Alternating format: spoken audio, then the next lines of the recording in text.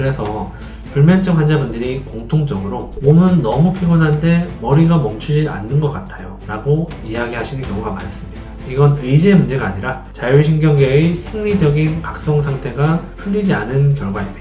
여기서 중요한 또 하나의 축이 바로 일주기 리듬입니다. 우리 몸에는 24시간 주기로 작동하는 생체 시계가 있고 그 중심에 시교차 상액이라는 구조가 있습니다.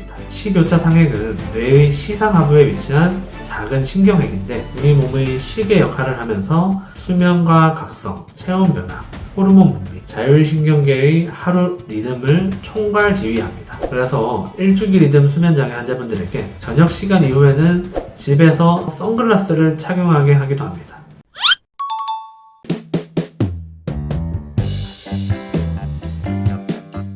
불면증을 겪는 현대인들은 정말 많습니다. 저는 불면증을 단순히 잠을 못 자는 문제로만 보지 않습니다. 대부분의 불면증은 자율신경계와 우리 몸의 생체 시계인 일주기 리듬이 동시에 흔들린 결과라고 생각합니다. 자율신경계는 우리가 의식하지 않아도 심박, 호흡, 체온, 소화 같은 기능을 자동으로 조절합니다. 수면은 이 자율신경계의 조절 능력이 가장 잘 드러나는 시간입니다. 낮에는 교감신경이 적당히 활성화돼서 활동을 돕고 밤이 되면 부교감신경이 우세해지면서 몸과 뇌를 이완시키고 자연스럽게 잠으로 이끌어야 합니다. 그런데 스트레스와 긴장이 만성화되면 밤이 되어도 교감신경의 각성이 잘 꺼지지 않습니다. 몸은 침대에 누워있는데 신경계는 여전히 경계 모드에 머물러 있는 상태가 되는 것이죠. 그래서 불면증 환자분들이 공통적으로 몸은 너무 피곤한데 머리가 멈추지 않는 것 같아요 라고 이야기하시는 경우가 많습니다. 이건 의지의 문제가 아니라 자율신경계의 생리적인 각성 상태가 풀리지 않은 결과입니다. 여기서 중요한 또 하나의 축이 바로 일주기 리듬입니다. 우리 몸에는 24시간 주기로 작동하는 생체 시계가 있고 그 중심에 시교차 상액이라는 구조가 있습니다. 시교차 상액은 뇌의 시상하부에 위치한 작은 신경핵인데 우리 몸의 시계 역할을 하면서 수면과 각성, 체온 변화, 호르몬 분泌, 자율신경계의 하루 리듬을 총괄 지휘합니다. 이 24시간 주기로 반복되는 생체 리듬을 일주기 리듬이라고 합니다. 이 시교차 상액이 가장 중요하게 받아들이는 신호가 바로 빛입니다. 아침에 햇빛을 받으면 이제 낮이구나 하는 신호가 들어가고 저녁에 빛 자극이 줄어들면 멜라토닌 분비가 증가하면서 몸은 밤 모드로 전환되고 이제 잘 준비를 해야 되는 시간이구나 하는 신호가 전달이 됩니다. 문제는 현대인의 생활 방식이 이 신호를 지속적으로 교란시킨다는 점입니다. 늦은 밤까지 스마트폰, 태블릿, TV 같은 강한 인공 조명에 노출이 되고 잠드는 시간과 일어나는 시간이 매일 달라지며 주중과 주말의 수면 패턴이 크게 어긋납니다. 이렇게 되면 시교차 상액은 지금이 낮인지 밤인지 제대로 파악하기가 점점 어려워집니다. 결국 밤이 되어도 교감신경이 꺼지지 않고 코티솔 같은 스트레스 호르몬 분비가 지속되며 부교감신경이 우세해져야 할 시간에 몸은 여전히 각성 상태에 머물게 됩니다. 이것이 바로 일주기 리듬 수면 장애가 자율신경계의 혼란을 일으키는 과정입니다. 중요한 점은 이 관계가 한 방향이 아니라는 점입니다. 자율신경계 이상이 불면증을 만들기도 하지만 불규칙한 수면 자체가 자율신경계를 더 망가뜨립니다. 잠을 제대로 못 자면 다음날 피로와 예민함이 커지고 스트레스에 더 취약해지며 그날 밤은 다시 잠들기 어려워집니다. 이렇게 악순환이 반복되면서 불면증은 점점 고착화됩니다.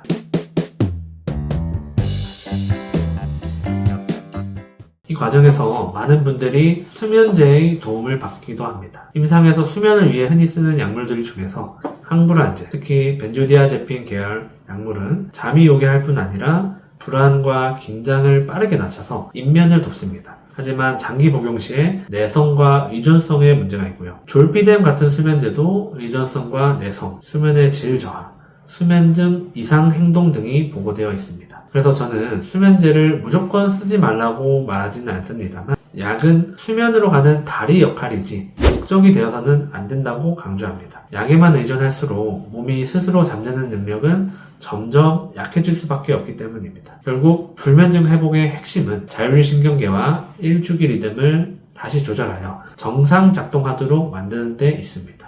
그 기본이 바로 수면 위생입니다. 잠을 잘 잘 수 있도록 환경을 조성해주고 우리 몸이 언제 깨어있고 언제 쉬어야 하는지를 다시 학습시키는 과정입니다. 이를 통해 자율신경계를 안정시키고 건강한 일주기 리듬을 회복할 수 있습니다.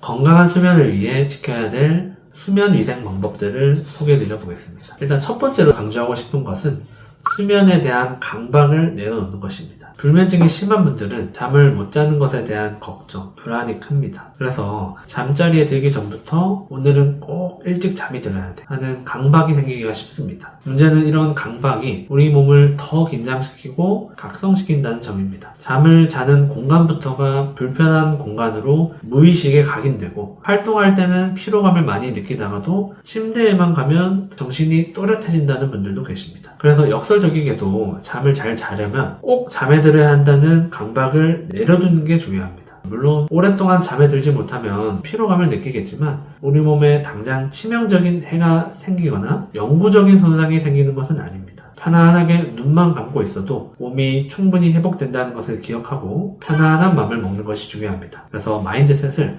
나는 오늘 꼭 잠이 들어야 돼 같은 이런 전투적인 마인드가 아니라 나는 꼭 잠을 자려고 하는 게 아니고 그냥 침대에 누워서 쉬러 가는 거야. 잠에 빨리 들면 좋겠지만 잠에 못 들더라도 눈 감고 편안하게 몸을 이완하고만 있어도 충분한 휴식이 될 거야 라고 생각하는 것이 필요합니다.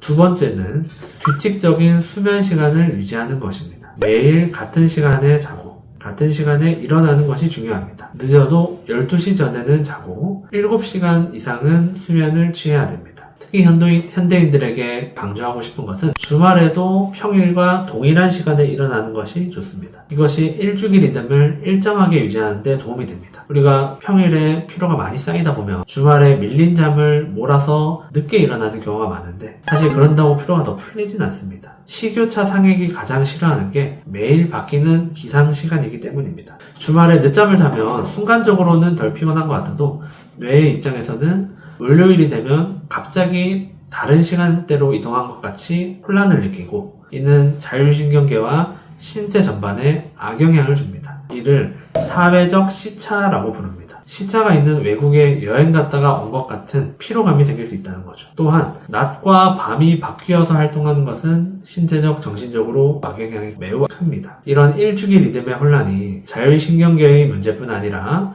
비만, 대사질환, 암 발생률 증가 등과 밀접한 연관이 있다는 것이 최근 연구들을 통해서 계속해서 밝혀지고 있습니다. 생체 시계와 일주기 리듬이 안정화되기 위해서 가장 중요한 것은 해가 뜨고 해가 지는 주기에 맞춰서 생활하는 것입니다. 해가 진 이후에는 신체 활동을 줄이고 되도록 빨리 자는 것이 좋고 해가 뜬 이후에는 되도록 빨리 일어나는 것이 좋습니다.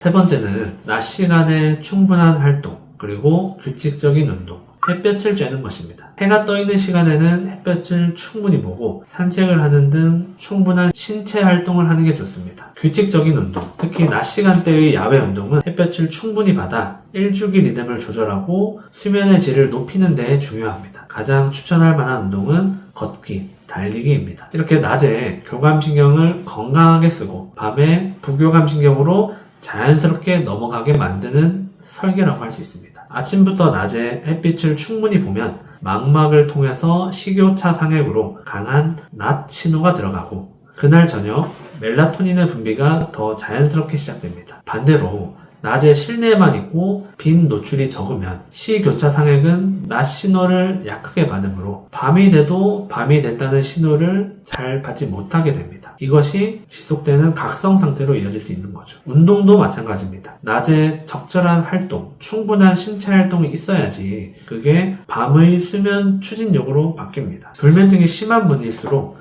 밤에 잠이 안 와서 낮에 누워있어요 라고 하는 분들이 많은데 그건 밤을 더 망치는 선택이 됩니다. 낮에 리듬을 먼저 세워야 밤이 따라오게 됩니다.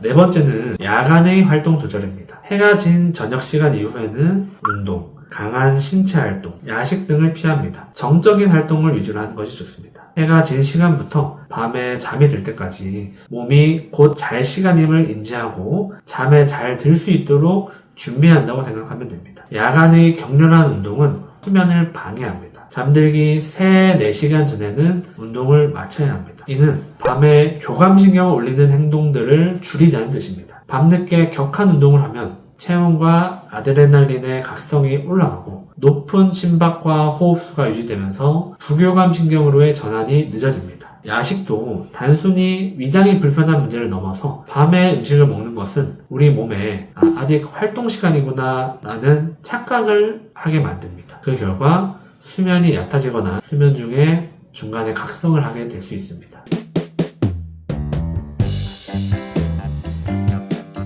다섯 번째는 빛 자극을 조절하는 것입니다. 해가 진 이후 저녁 시간에는 강한 빛 자극을 줄일수록 좋습니다. 야간인데 강한 빛 자극이 망막을 통해 들어올 때 우리 몸은 낮과 밤의 혼란을 느끼고 수면에 방해를 받습니다. 그래서 일주기 리듬 수면장애 환자분들에게 저녁 시간 이후에는 집에서 선글라스를 착용하게 하기도 합니다. 혹은 집안의 조명을 어둡게 하는 게 도움이 됩니다. 형광등을 끄고 조도가 낮은 노란색 조명, 수면등 같은 것들이 이런 것들을 켜놓는 게 수면에 도움이 된다는 연구 결과도 있습니다. 마찬가지로 저녁 시간 이후에 TV, 스마트폰 등에서 나오는 불빛을 많이 보는 것도 수면에 방해가 됩니다. 강한 빛 자극을 피하기 위해서 자기 전에는 디지털 기기의 빛 자극을 최소화하도록 합니다. 핸드폰에는 블루라이트 필터를 사용하는 게 도움이 됩니다. 물론 블루라이트 필터를 사용하더라도 야간의 핸드폰 사용량은 반드시 줄여야 합니다.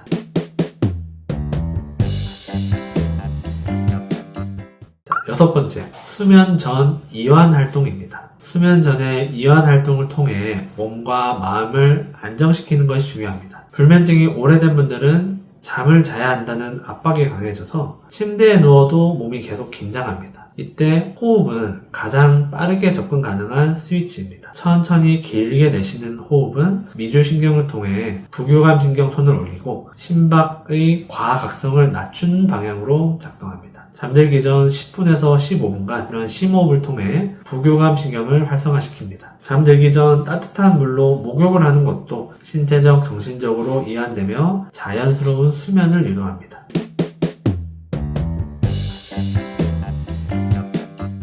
일곱 번째, 식사와 음료의 조절입니다. 카페인과 알코올 제한이 특히 중요한데요. 이 두 가지가 수면을 방해하는 주요 요인입니다. 특히 카페인은 잠들기 최소 6시간 전에는 섭취를 피해야 됩니다. 과식은 소화 문제를 일으키기 때문에 수면을 방해할 수 있습니다. 또한 야식은 일주기 리듬의 혼란을 가져온다고 앞서도 말했죠. 가벼운 저녁 식사를 하되 잠들기 적어도 3-4시간 전에는 식사를 꼭 마쳐야 합니다.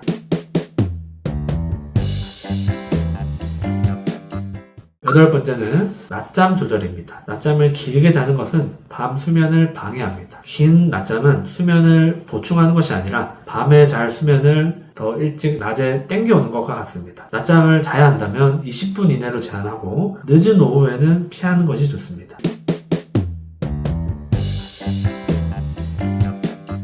정리하자면 매일 가능한 같은 시간에 자고 같은 시간에 일어나는 것, 주말에도 기상 시간을 크게 흔들지 않는 것, 아침과 낮에는 햇볕을 충분히 쬐서 식욕차 상에게 강한 낮 신호를 주는 것, 낮에는 몸을 적당히 움직여 자연스럽게 피로를 쌓는 것, 저녁 이후에는 밝은 조명과 디지털 화면 노출을 줄이는 것, 잠들기 전에는 과도한 각성 자극이나 운동을 피하고 호흡이나 명상, 책 읽기, 이완 활동 등으로 신경계를 서서히 이완시키는 것, 이런 생활 습관 하나하나를 개선하는 것이 불면증을 근원적으로 개선하는 가장 확실한 방법입니다.